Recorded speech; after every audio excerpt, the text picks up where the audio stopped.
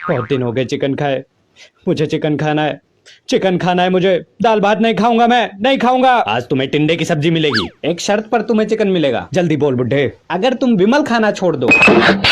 तेरी हिम्मत कैसे हुई बुड्ढे? आज मैं तेरी जान ले लूंगा। विमल के बारे में एक लफ्ज भी नहीं सुन सकता मैं। विमल मेरी जान है, जान है मेरी। विमल नहीं छोड़ सकता मैं। चिकन खाना है मुझे, चिकन खाना है मुझे। चिकन के दीवाने तो बहुत देखे हैं, लेकिन चिकन के लिए पागल हो जाए ऐसा गुटकेबाज पहली बार देखा।